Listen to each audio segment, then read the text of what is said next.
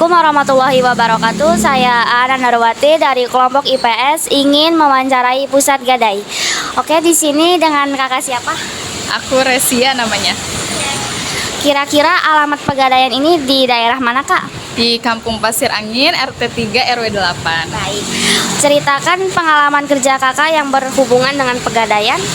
Ya, yang pertama paling mengenai keuangan. Apa Pegadaian penting untuk masyarakat?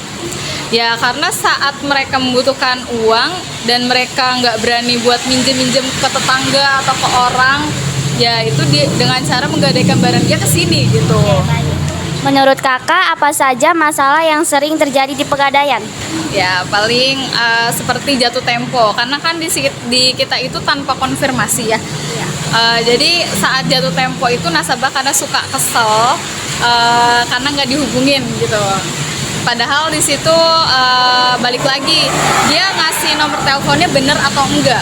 Kalau enggak bener kan berarti ya wajar aja nggak dihubungin gitu. Sama ini sih paling komplain. Kalau komplain tuh mengenai barang yang udah jatuh tempo terus nggak keambil-ambil, dia nggak ada pembayaran. Nah itu kan langsung hangus gitu. Ya paling itu. Jenis barang apa yang sering kakak taksir nilainya? Paling yang pertama itu ada elektronik seperti handphone, TV LED, laptop, PS juga bisa, jam tangan, BPKB, sama perhiasan. Bagaimana kakak menghadapi pelanggan yang tidak setuju dengan harga taksiran barangnya? Nah itu balik lagi ke nasabahnya ya. Jadi kalau misal nasabah yang nggak setuju sama nilai yang ditaksir sama kita, ya udah nggak apa-apa. Paling dia ngebanding-bandingin sama kompetitor kayak Gadai Top, Raja Gadai gitu. Nanti kalau misalkan masih nggak sesuai juga sama yang mereka mau, mereka balik lagi. Iya.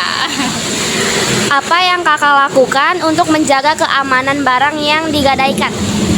Yang pertama, kalau untuk elektronik itu harus kita sealer. Sealer itu pakai plastik yang anti jamur. Sama kalau misalkan handphone yang batangan nggak ada dusnya itu, kita nggak tumpuk-tumpuk, tapi kita berdiriin. Terus juga kan di rak juga di gudang yang pasti aman banget.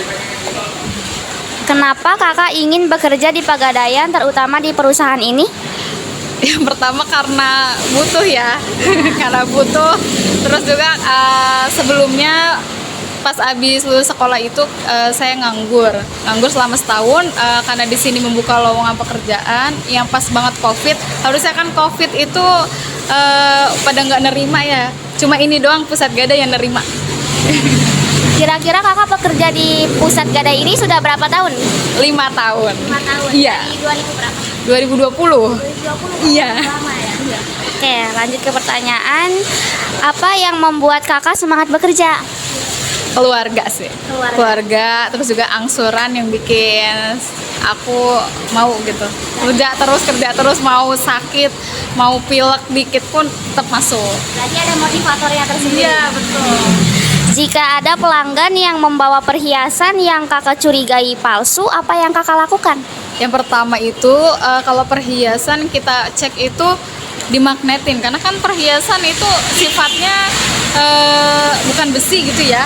Nah itu kita magnetin dulu, kita magnetin terus atau kita bantu gosok juga bisa. Terus kita lihat lagi di situ ada cap sama karatnya atau enggak.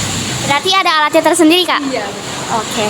Bagaimana kakak menjelaskan cara kerja Pegadaian kepada orang yang belum pernah menggadaikan barang? Yang belum pernah? Ya. Pertama sih harus bawa KTP, identitas kayak KTP, SIM, paspor, atau resi KTP kalau belum punya juga nggak apa-apa. Misal pelanggan kehilangan surat gadai, bagaimana kakak memastikan barangnya kembali kepada orang yang benar? Yang pertama itu kita minta identitasnya dulu, yaitu KTP. Balik lagi ke KTP, karena kita akan nulis nicknya. Nah, nicknya itu kan nanti muncul di sistem atau enggak. Kalau misalkan muncul ya berarti dia bener gadai di sini, barangnya di sini. Dan kalau misalnya surat bukti gadainya hilang, dikenakan biaya materainya 10.000. Udah sih itu aja. Itu saja pertanyaan yang bisa saya sampaikan. Terima kasih kepada kakak yang telah menjawab pertanyaan saya. Wassalamualaikum warahmatullahi wabarakatuh.